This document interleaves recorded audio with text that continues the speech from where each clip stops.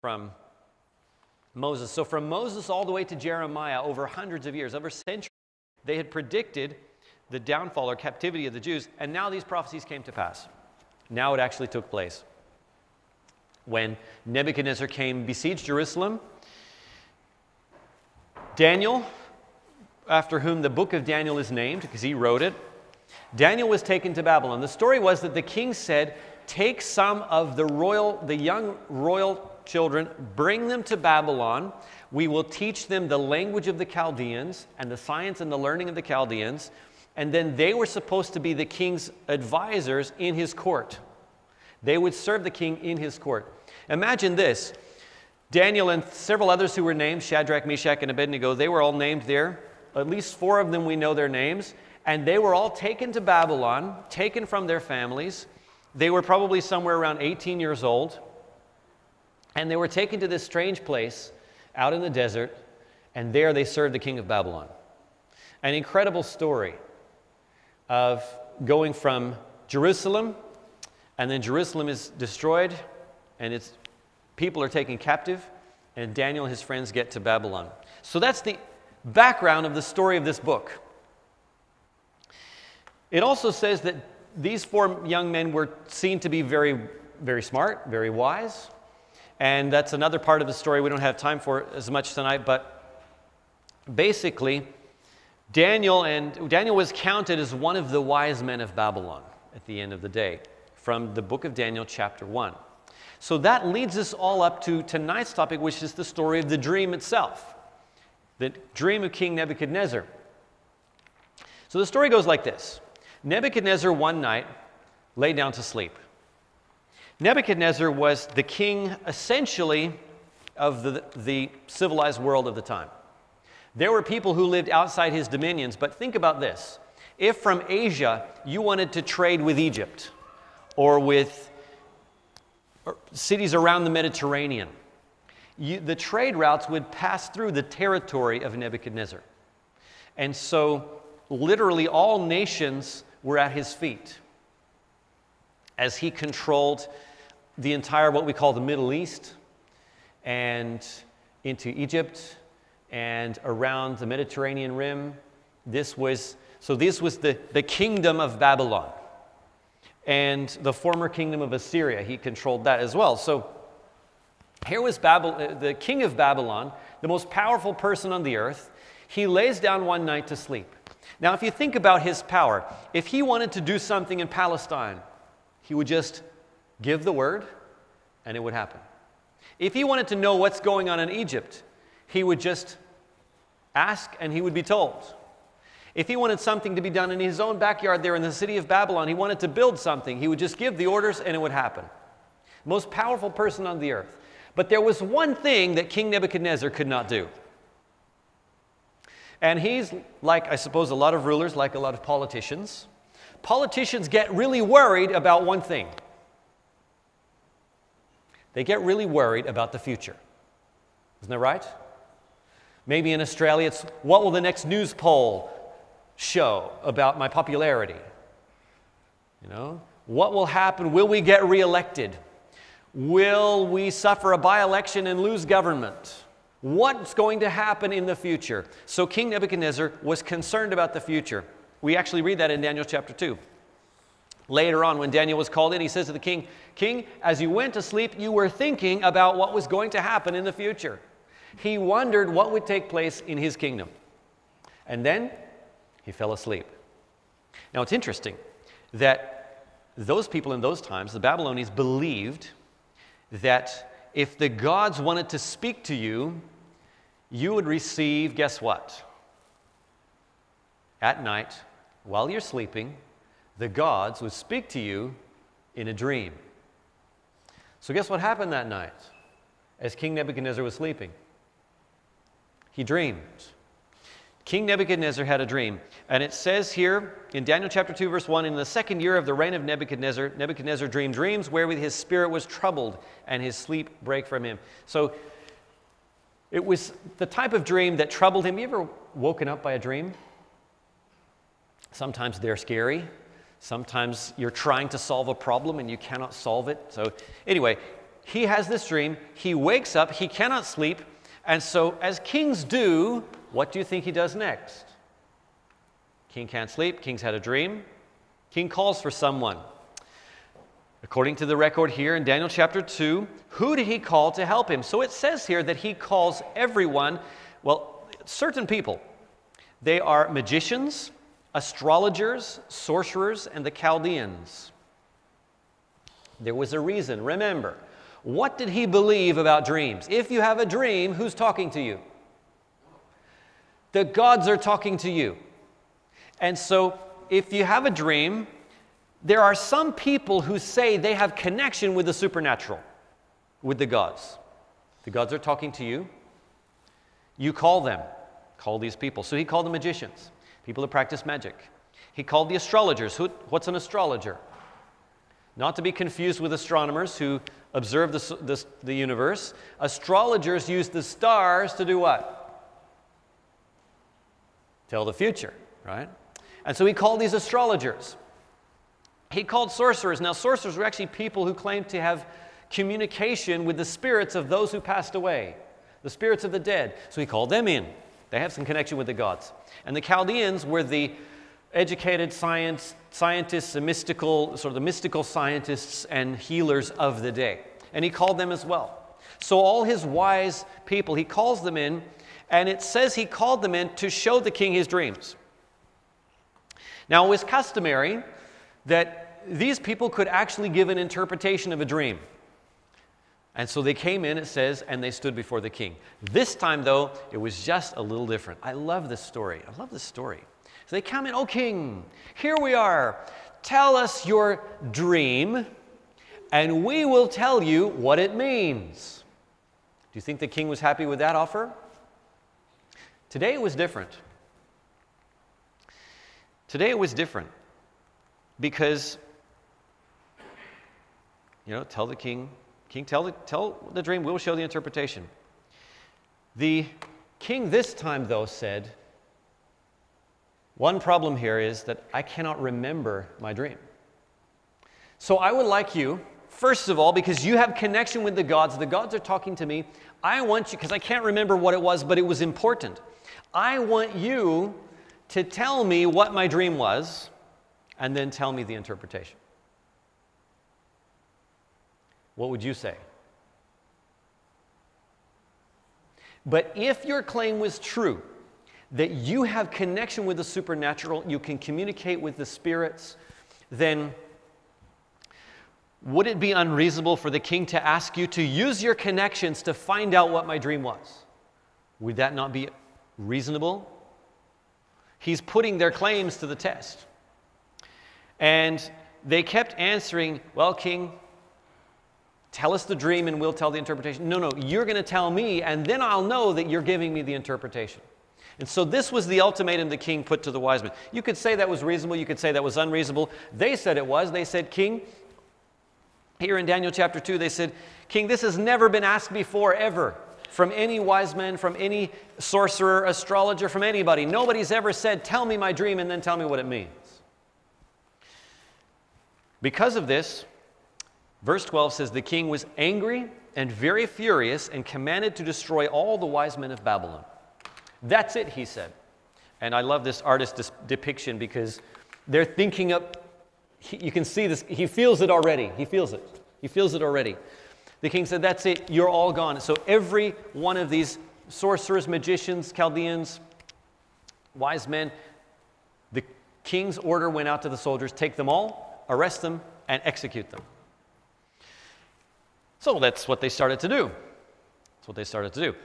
But now is where it gets even more interesting to me, because remember I mentioned that the young Hebrews were there in Babylon. Daniel, who was taken from Jerusalem, he was also there he was an advisor of the king. He's still a very young man, but he was counted as one of the wise men. Do you know something interesting so far in the story? Where was Daniel? He had not been invited. He had not been invited to the meeting. But when the order went out to kill all the wise men, guess where they went? They came knocking on Daniel's house. And I I would think this was fairly early in the day. They came knocking at Daniel's house. And it says there in verse 13, the decree went forth that the wise men should be slain, and they sought Daniel and his fellows to be slain. They came to looking for Daniel and his companions to take them away as well. But I believe this was not a coincidence. That I believe there was a divine hand in the story so far, that Daniel was not invited, but now it came to his attention. He was basically arrested to be taken away and killed. And he did something very wise. He asked to see the king. And no doubt the king granted the request because he liked these young men. That's earlier in the story. He found them to be among the top of his wise men. Somehow they were not invited to that meeting. And Daniel then asked to see the king, so that request was granted. Verse 16 says, then Daniel went in and desired of the king that he would give him time and that he would show the king the interpretation. King, just give me time and I will do this.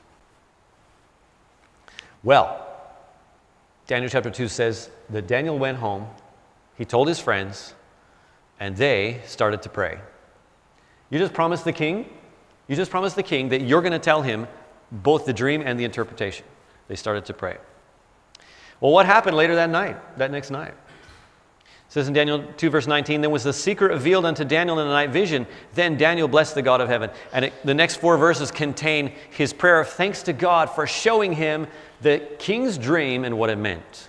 And then he went back to King Nebuchadnezzar. And he actually explained, King, this is what you saw. And as he did this, I believe the king was on the edge, it must have been on the edge of his seat to hear someone who could actually do this. Now, maybe it was a little bit humbling, this whole experience, because think about it. This young man was a captive. He represented the Jewish religion. He said that he worshiped the God of heaven. He was a monotheist, and so he did not have any allegiance to the multiple gods of Babylon. And he said that the God that he served was now going to reveal this secret to the king. But that's the story. That's what happened here in Daniel chapter 2. So let's just look quickly at the content of the dream, and let's get to the good part. What did it actually mean? Because I love this story. I love this story and how it unfolds.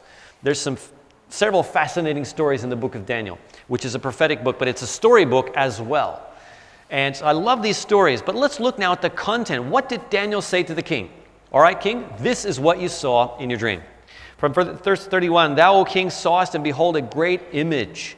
This great image, whose brightness was excellent, stood before thee, and the form thereof was terrible, or impressive, or awesome. This image's head was of fine gold, his breast and his arms of silver, his belly and thighs of brass, his legs of iron, and his feet part of iron and part of clay. Thou sawest till a stone was cut out without hands, which smote the image upon his feet that were of iron and clay, and brake them in pieces. Then was the iron, the clay, the brass, the silver, and the gold broken to pieces together, and became like the chaff of the summer threshing floors. And the wind carried them away, that no place was found for them, and the stone that smote the image became a great mountain, and filled the whole earth. So there's several details here. First of all, go back to the picture here. So there was an image made of metal, but different metals of different grades as we go down. So you had a head of gold, chest and arms of silver, thighs of brass, legs of iron, and then this strange composite of iron and clay, which if you think about it, doesn't really work, down in the feet. And then a stone comes and strikes that image and completely destroys it. Very impressive. And got the king's attention. So he tells him this is what it was, and now what's coming next? What had he promised to do? What's coming next? King, this is what you dreamed, and now this is what it means. So there are several things that the dream predicts. Daniel continues telling the king, thou, O king, art a king of kings, for the God of heaven hath given thee a kingdom, power, and strength, and glory. Very first thing he tells, king, you are the most powerful person on the earth. And Daniel now says, where does this come from? Where does the authority of the king of Babylon come from? Daniel says, it's the God of heaven that I serve who has given you your kingdom. He has given you your kingdom, and power and strength and glory. This is the Bible's view of authority and rule on this earth. That there are powerful people who are in control of this world, but above them all sits another king. There's another king above them all. That's what the Bible says here. That there's another king for the kings of the earth to answer to. And he gives them their power and their kingdom. And verse 38 says, "And wheresoever the children of men dwell, the beasts of the field and the fowls of the heaven hath he given into thine hand, and hath made thee ruler over them all. Thou art this head of gold." So, king, you saw this image, and the head was made of gold, and God has given you your kingdom. You are the head of gold. So he said to the king. Now, you remember when the king was laying down to sleep, what was he thinking about? He was thinking about his grand kingdom, but he was thinking about the future as well. So this dream goes into the future from the time that it was. First of all, Babylon, headed up by Nebuchadnezzar at that time. Babylon was in power from 605 BC to about 538 BC. But something came next. And so Daniel continues. He says, "After thee shall arise another kingdom inferior to thee, and another third kingdom of brass, which shall bear rule over all the earth." So now in quick succession, we're talking two different ones. Another kingdom, another inferior kingdom, and a third of brass. Just going back to the image here, you start with gold, then you go to silver. How would you rate gold and silver? Which is worth more? Gold is worth more. Silver's worth less. And so, the verse says, another kingdom, another inferior kingdom, and then a third kingdom. Now, the third kingdom is of brass. That follows down the image. How would you rate, let's say, silver and brass? Which one is more valuable? Silver is more valuable. So you went from gold to silver to brass. What do we find in history? Who comes after Babylon? In 539 BC, Medo-Persia comes in and conquers Babylon. The city of Babylon is destroyed, and the empire of Babylon is no more, which is a fascinating story by itself. Another one of those stories that we read in the book of Daniel. I love that story. How they took the city of Babylon on the night of the feast. How the young king, the grandson of Nebuchadnezzar, threw a party while his city was besieged. That's how confident he felt that the city wouldn't fall. Sort of like the unsinkable Titanic, the unconquerable Babylon was conquered that night. And it fell. And so the Medes and the Persians together, those are two of the tribes that are from Iran. So Iran has three tribes, the Medians, the Parthians, and the Persians. Formed that area. Well, what we call Iran today is the Persians, but from that area, those three, and two of them band together, and they become the Medo-Persian Empire. Well, they last for, say, 200 years, and then from way over in the west, from Macedonia, comes a young man called Alexander. And Alexander leads an army and defeats the Persians in the battle at Gaugamela in 331. And so now you have another empire and another couple of hundred years going by. So far, what Daniel said to the king and what happened in history are lining up. It's interesting that the Greeks used bronze armor, and they pioneered the use of those things. So even the metals line up. There's another thing that's happening here, and I suppose we'll go to the next one, and then we'll point out what's also the characteristics of these metals as we go down. So then Daniel continues in verse 40, "And the fourth kingdom shall be as strong as iron. Forasmuch as iron breaketh in pieces and subdueth all things, and as iron that breaketh all these shall it break in pieces and bruise." Number 4 is made of iron. Well, in history, who comes after Greece?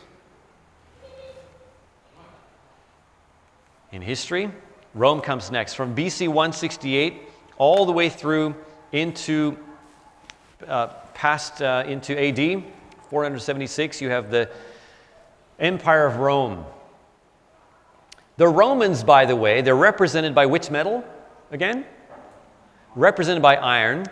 The Romans began to use iron, like physically, literally used iron. But beyond just using iron as a metal, Rome acted like iron. Let me just back up to that verse again. It says, as iron breaks in pieces and subdues all things, it'll break in pieces and bruise. Rome was known not so much for its grace and its culture, was it? Rome was not known for its high culture. Rome was known for its power, for its military, for its construction and engineering. Rome built roads so that it could, specifically so they could march their soldiers around the empire to keep things in control. Rome had a system of raising legions of soldiers, training them and sending them around. So they would take a legion from one place and send it somewhere else. That's how they did it, to actually keep order across their empire. Rome invented methods of torture, including crucifixion. Rome was a very hard rule and matches the characteristics. It says, like, iron breaks everything. That was Rome. And then, so that takes us up to the four major empires. But what comes next? Because from your study of history, cast your mind back if it's been a while. Who conquered Rome? Think about it. Babylon conquered Assyria. Medo-Persia conquered Babylon. Greece conquered Medo-Persia. Rome conquered Greece. But who conquered Rome?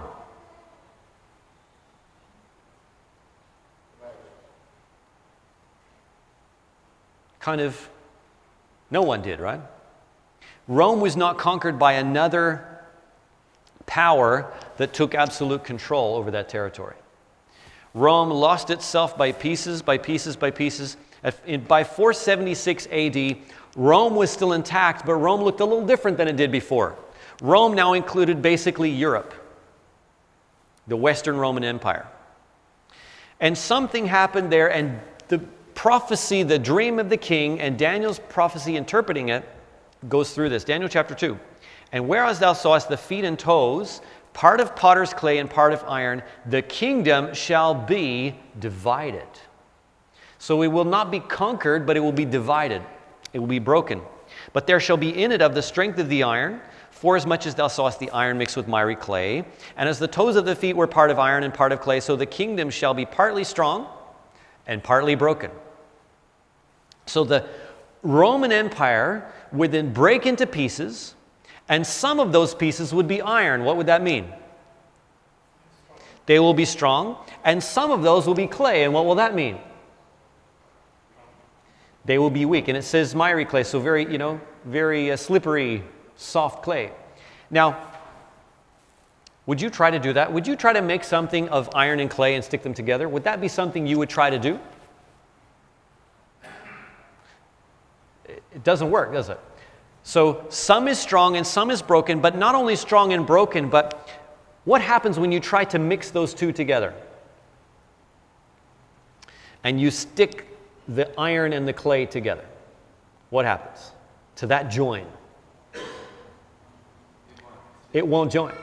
So the molecules of the iron and the clay will not make a join. It will not permanently stick. And so it says it shall be divided. So we're talking post 476 AD. So we followed through. This is what Daniel said to the king. Fourth time through, it's going to break down. It's going to be divided. It's going to be partly strong, partly broken. Does that bear any resemblance to reality? Is that actually what happened? Definitely what happened, right? So you have the feet, partly strong, partly broken. By the way, it's interesting that it's not really mentioned here in Daniel chapter 2, but on most normal feet, right, pairs of feet, how many toes would you have? 10. How many initial divisions did we get out of the Roman Empire? Western Roman Empire? 10. 10 toes, 10 divisions. Just interesting. The number 10 comes up later in the book of Daniel, which that'll be covered perhaps tomorrow. But the 10 toes on a partly strong and partly weak divided kingdom is a feature here. Something would be done to even keep it together. In verse 43, and whereas thou sawest iron mixed with miry clay, they shall mingle themselves with the seed of men, but they shall not cleave one to another, even as iron is not mixed with clay. There was a time in European history where the heads of state actually arranged marriages between the princes and the princesses so that we would all be related, right? And that would keep Europe together. How well did that work? Work really well, right? No. So this is another specific thing that was mentioned to the king by Daniel. And that goes forward more than a couple of thousand years. I mentioned the 10 divisions. Here we go. Some of them are gone today. Some of those tribes no longer exist. Some of them still do. There's the Franks there on the north coast there. Who was that? Of course, that's the French. What we say in English, the Alemanni, who are they? Yep, that's the Germans. In some languages, that means the Germans. And so, whereas the Vandals down here in northern Africa no longer exist. Okay, but they were part of the Roman Empire when it broke up and started fighting itself. Now, something interesting it says about that it would be partly strong and partly broken, and that it would not stick together. But has there been anyone who has tried to unite the divided Europe through history? Since 476 AD, since it divided, has there been anyone who tried to unite Europe together? It has been tried. It has been tried a few times. And some of them are illustrated here. Let's go through. First of all, a little more early on, there was Charlemagne. How did he go? Tried to unite Europe. Didn't go so well. Didn't work. Charles V, well-known name, tried to put back together Europe in one central government. Not able to do it. Louis XIV in France, coming forward in history a little bit. How did he fare? Failed. Oh, and then there was Napoleon. Now, Napoleon maybe is a combination of diplomacy and military, but Napoleon attempted to bring Europe together. How did he go? Have a guess. No. Then there was Kaiser Wilhelm. Ambitions of bringing Europe together obviously didn't work. And there you go. There's Adolf Hitler. Adolf Hitler. And do you know the interesting thing is that comes with just within a few decades of our own time right now. Most of us here looking around the room will not have a memory back that far. Okay, that was before we were born. But Hitler almost made it. Hitler almost managed to control all of Europe. But he failed as well. So all of these have tried to bring back unity in something that way back in the time of this king, around 600 BC, the king has a dream, and in the dream it says that eventually, when we follow history down, when that unified kingdom that passed over through 4 iterations across 4 empires, when it finally comes to its end and finally breaks into pieces, someone's going to try to put it back together. But what did the vision say? What did the dream say? Daniel says to the king, they will not stick together. They will not unite. So should we be surprised that this world is divided? Specifically that Europe is divided? Should we be surprised about that? Not a surprise, if you believe this. Now, just a little postscript here. What about the European Union? What about the European Union? They got together, made some treaties, brought together the European Union, and some people, I remember when I was growing up, some people were like, oh no, European Union, another step to one world government. Interesting, right?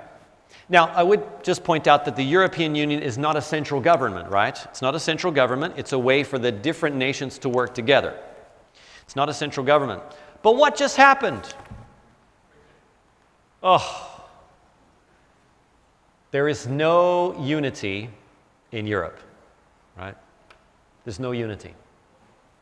And I had a little chuckle because, there is an animation you can see. If you get on the internet, you can see there's an animation of the history of Europe and the borders of Europe. And it's like a time-lapse video, so it goes through the years, and down in the corner there's a little counter that says the year, and it keeps clicking over, and you can watch the borders of Europe change. And there's hardly a year or a space of a few years that nothing happens. It's about 5 or 6 minutes long, and it just plays through history, and all it does is just show the borders changing. And you can just see constantly the border changing, I think one of the most recent ones was the former Yugoslavia. What was the recent? Crna Gora, Montenegro said, hey, we want to have our independence. So they become their own country again. Little Montenegro, Why? Because we deserve to be our own thing. And so that's the story, isn't it? That's the story of Europe ever since that time. Should we be surprised? Well, not if we believe what Daniel said to the king. We should not be surprised. It just keeps going. And so when the Brexit vote came up, or everyone was having a bit of a bet, I suppose, but those who knew about this prophecy said, we will not be surprised if Britain votes out, because Europe will never stick together. That's the lesson we learn from this. And by the way, for those who think that there will be some kind of one world government coming up, how can there be a one world government if you can't even get Europe together? So that's just interesting. But in Daniel's vision, there's one more thing. In the dreams of the king and Daniel's explanation, there's one more important thing. So far, we have looked at the progression of the kingdoms that went through, and it's uncanny. In fact, critics of the book of Daniel have suggested that it could not have been written by Daniel. Because how could he get it right in advance? I would just put to you that we are faced with a choice. We're faced with a decision. We've only done one chapter of this book. Tomorrow and Sunday, we're going to look at more. But there are things in this book which we know were written just by archaeology, at least 100 BC. Now, I believe it was written by the man that it says it was written when we know in 600 BC, around that time, from 600 to 538 BC, somewhere in there, this book was put together. But even for a skeptic, we know that this book existed because when they found the Dead Sea Scrolls, there were copies of all the Jewish Old Testament. There were copies of this. So we know it existed prior to the days of Jesus. And yet the things it predicts carry us all the way down through till today. So I would just put to you that we have to make a choice. Will I realize and admit that this is a divine book or not? I believe it is. I believe the gods were speaking to the king, but it wasn't the gods, it was the God of heaven who Daniel served, and he was speaking to the king. But there's one more thing. Because how did it all come to a finish?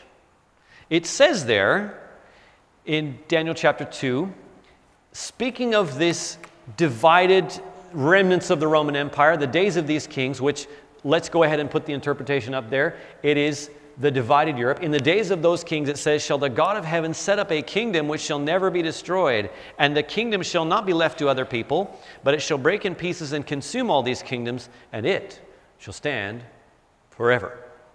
Now, this dream of the king takes us into the future from today.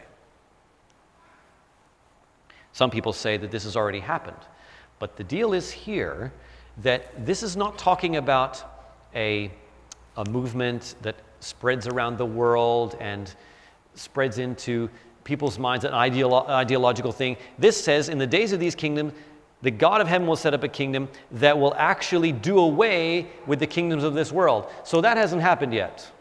That hasn't happened yet. So it carries us into the future. There's another prophecy, if I may just pull a passage from another book of the Bible. This prophet Ezekiel, who was contemporary with Daniel. And he's writing this to the king of Judah, of the Jews, the king of Israel. And he says, God says to me that, to this king, your time is up. Your crown is going to be taken away by the king of Babylon. And look what it says, thou profane wicked prince of Israel, whose day is come when iniquity shall have an end. Thus saith the Lord God, remove the diadem and take off the crown. This shall not be the same. Exalt him that is low, and abase him that is high.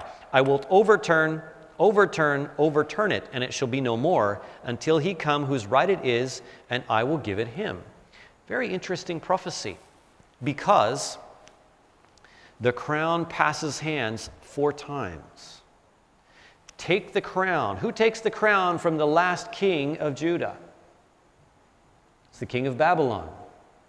And the king of Babylon takes it, but God says in verse 27, I will overturn it. Medo-Persia, Greece, and Rome. And so after being overturned 4 times, it says it shall be no more until he come whose right it is. This is interesting because back in Genesis, Jacob gave the blessing to his 12 sons, who became the 12 tribes of Israel. And of Judah it says, the scepter shall not depart from Judah, nor a lawgiver from between his feet, until Shiloh come, and unto him shall the gathering of the people be. And the name Shiloh means the one whose right it is. So let me back up. Ezekiel says, I will overturn it until he comes whose right it is. Jacob says in Genesis, Judah, the scepter will not depart from Judah until Shiloh comes, the one whose right it is. And Isaiah, who writes now about 100 plus years before Daniel, who we're talking about tonight, he writes this, for unto us a child is born, unto us a son is given, and the government shall be upon his shoulder. And his name shall be called Wonderful, Counselor, the Mighty God, the Everlasting Father, the Prince of Peace. Here was a prophecy of someone who would come. They called him Messiah. Messiah would come, would be the ruler who would come at the time when the scepter departed from Judah. So that's why around the time that Jesus was born in Bethlehem, and wise men came from the east to Jerusalem, Jerusalem was in agitation.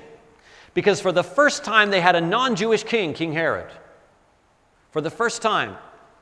And all Jerusalem was agitated because they knew now was the time for the king to come. The one whose right it is. The crown had been overturned.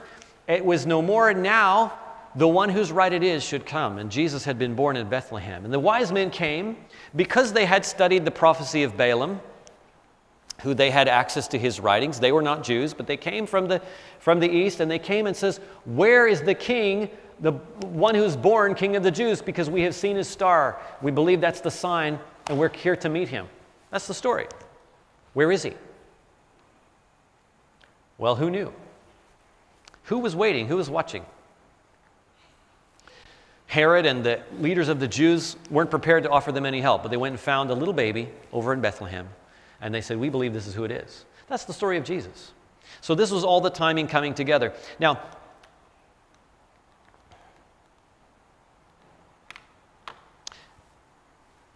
Jesus was called in as he was arrested. He was called in, and the high priest interviewed him. And the king asked, just jumping into verse 63, I adjure thee by the living God that thou tell us whether thou be the Christ, the Son of God. Jesus said unto him, thou hast said. Which meant, yes, I am. I am the one. And then he says, nevertheless, I say unto you, hereafter shall ye see the Son of Man sitting on the right hand of power and coming in the clouds of heaven. He predicted a time when he would take power. But related to this, there's another conversation he had with Pilate, which is the Roman governor in the book of John. And it's recorded, I don't have the slide up here, but Pilate asked Jesus, are you the king of the Jews? Are you a king? And Jesus gave an answer, my kingdom is not of this world. My kingdom is not of this world. And so what we understand is this. that the one who came as Messiah, who is named Jesus, who came bringing a message of love, a message of hope and peace, was not at that time, he was not trying to set up a kingdom. He was on a different mission. He was on a mission to touch the hearts of people. But he said that one day he would actually take the kingdom. He would actually take power.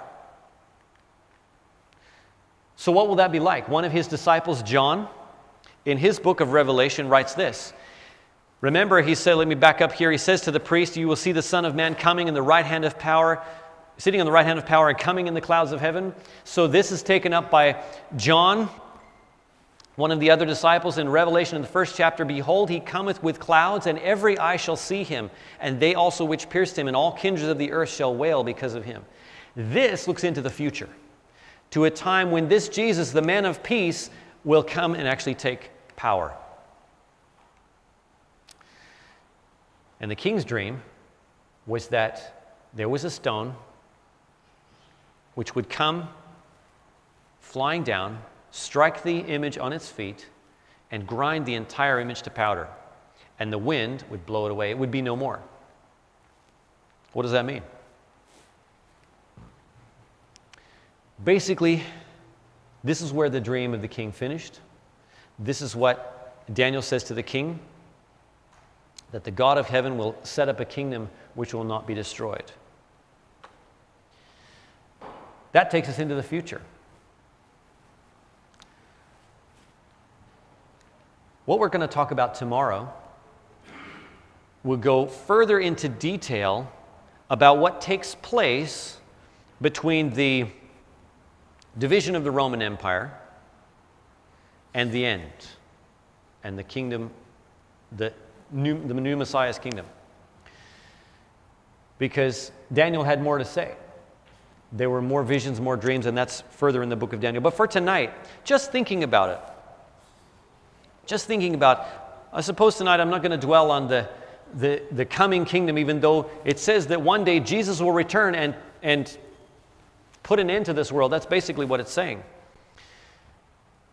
But in the most well-known verse in the Bible, it describes the mission of Christ, of Jesus to the world. John 3:16 says, "For God so loved the world, that he gave his only begotten Son, that whosoever believeth in him should not perish, but have everlasting life." That story is that the Son of God came as a human being into this world to provide a solution to our problems and to provide a way so that we can have a part in that coming kingdom. And that was his mission while he was on the earth. So my kingdom is not of this world, but he came to bring a message of hope. What he wanted